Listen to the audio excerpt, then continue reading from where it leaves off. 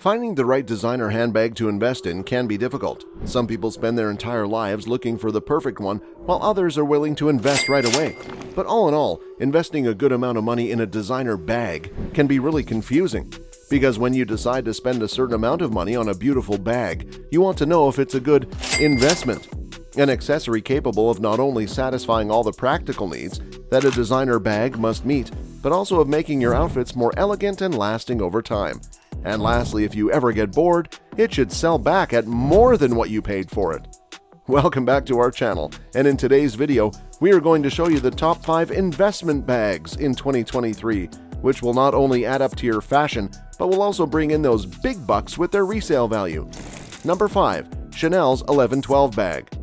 Chanel's 1112 bag, also known as the Chanel Classic Flap Bag, is a true classic.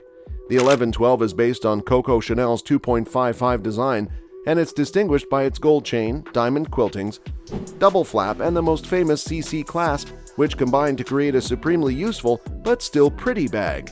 It's a bag with elegance as well as practicality, and it's the perfect handbag to add class to any look. We're not surprised that its popularity has risen in the last year. Chanel has been steadily introducing waiting lists and raising prices, so the 1112 can now sell for nearly as much as a Birkin, increasing resale value. Vintage versions outperform modern versions in terms of resale value. Vintage Chanel flap bags in particular retain approximately 85% of their value, while newer ones retain only about 60%. So if you can get your hands on a vintage Chanel 1112 bag, you should definitely go for it. Number 4. Fendi's baguette bag. Few accessories are as iconic as the humble Fendi baguette, which is often cited as the first it bag. Fendi is a brand to invest in because it is known for its craftsmanship. It isn't going away. The baguette style was created in 1997 and is still widely used today.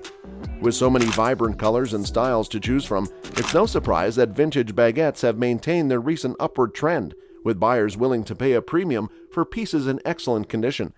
The Fendi baguettes are made in Japan. They are always in perfect condition, with not a single sequin out of place. While we've seen these go for as much as £1,500, we would advise you to budget between £500 and £700 to get your hands on a vintage baguette. Always choose a vintage piece over a newer one because they are more whimsical and full of character. If you want to know more about pre-loved, pre-owned bags, click on the I button above to watch our video on why vintage luxury handbags are a great investment. Number 3. Christian Dior's Lady Dior bag. The Lady Dior was launched in 1994 with the sole intention of becoming a classic, and it was a huge success thanks to Princess Diana. It was given its current name in 1996 as a tribute to the princess who fell in love with this bag and was known as Lady Diana Spencer before her marriage. It was originally named Chouchou, French for favorite. For years, she carried it faithfully with her, adding more beauty to the bag. The Lady Dior will always be considered a classic. While older patent leather models remain popular, we have discovered that the updated D-Lite Lady Dior commands the true premium.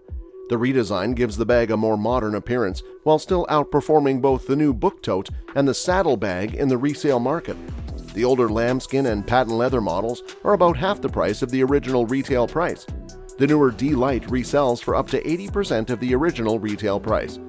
Number 2. Chanel's 2.55 bag. Gabrielle Chanel created the 2.55 in 1955, which is the unique rectangular shape. It's not to be confused with the 1112 bag we mentioned earlier, though the two are strikingly similar. The 255 has a rectangular clasp and an all-metal strap, whereas the 1112 has an interlocking CC clasp and a chain strap interwoven with leather.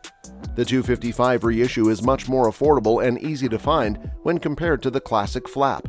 They typically resell for around 50% of official retail, whereas classic flaps with their ultra-coveted interlocking CCs go for around 70 to 80% of official retail.